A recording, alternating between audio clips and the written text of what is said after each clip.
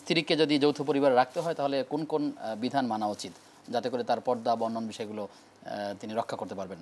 মৌলিকভাবে যদি মূল পয়েন্ট করা বলেন। অনুষ্ঠান শেষের দিকে চলে আসছে একবার। জাযাকাল্লাহ খাইর। একটি গুরুত্বপূর্ণ বিষয়, অনেক সময় দেখা যায় আমরা যৌথ পরিবারের মধ্যে আমাদের স্ত্রীকে রাখছি, সেক্ষেত্রে প্রথমত আমাদের যে বিষয় খেয়াল রাখা দরকার যে কোনোভাবেই যাতে করে পর্দা লঙ্ঘন না হয়। আমরা একসঙ্গে থাকবে, আমার ভাই থাকবে, বোন থাকবে, বোনের জামাই থাকবে, অনেক পরিবার আছে সেখানে বোনের জামাইয়ের সামনে নিজের স্ত্রীকে যেতে বাধ্য করা হয় না, এটি উচিত না। পর্দা করা ফরজ, এটি আল্লাহ রাব্বুল আলামিনের পক্ষ থেকে ফরজ করে দেওয়া হয়েছে। ফরজ লঙ্ঘন করে আপনি যখন কোনো কাজ করবেন সেক্ষেত্রে কোনোভাবেই সেটি কল্যাণ হতে পারে না। কাজেই পর্দার বিষয়টিকে নিশ্চিত করে, তার অধিকার নিশ্চিত করে আমরা কখনোই কোরআন ও হাদিসের এই বিধানের উপরে সামাজিক রীতিনীতিকে প্রাধান্য দেওয়া যাবে না।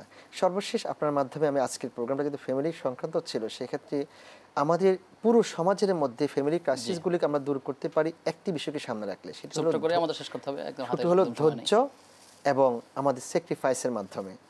আমরা জানি খাদিজা রাদিয়াল্লাহু তাআলা আনহা তিনি রাসূল সাল্লাল্লাহু আলাইহি ওয়াসাল্লাম খুবই জীবন সঙ্গিনী ছিলেন। একদিন রাত 2টা বাজে রাসূল সাল্লাল্লাহু আলাইহি ওয়াসাল্লাম তিনি ঘরে ফিরলেন, নক করলেন, শি ওপেন দ্য ডোর, সঙ্গে সঙ্গে তিনি আমাদের হাতে আসলে শুনতে পারলাম আপনার থেকে। আপনি বলেছিলেন যে আসলে আমাদের স্যাক্রিফাইস মানুষের থাকতে হবে এবং ধৈর্য ধারণ করতে হবে। আপনার এই আলোচনায় আরও কিছু কথা ছিল, আমরা শুনতে পারলে ভালো লাগতো। কখনো আবার দেখা হলেন ইনশাআল্লাহ, শুনবেন ইনশাআল্লাহ তাআলা। আপনাকে ধন্যবাদ জানাই, আপনাকে বিদায় নিচ্ছি।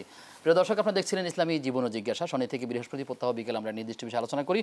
আজ আলোচনা করছিলাম পারিবারিক সমস্যা এবং সমাধান। আমরা একটাই কথা বলতে চাই যে আসলে আমরা পরস্পরের প্রতি একটু উদারতা এবং স্যাক্রিফাইস এই মানসিকতা যদি না রাখি তাহলে পরিবারে কোনোভাবেই আসলে শান্তি সুখ আনা সম্ভব নয়। এবং আল্লাহ তাআলার কাছে আমরা কায়মানবাকে দোয়া করি প্রত্যেকটা পরিবারের জন্য আল্লাহ তাআলা সুখে সমৃদ্ধ করে দেন। আল্লাহ তাআলা আমাদেরকে এই বিধানগুলো মানার তৌফিক দান করুন।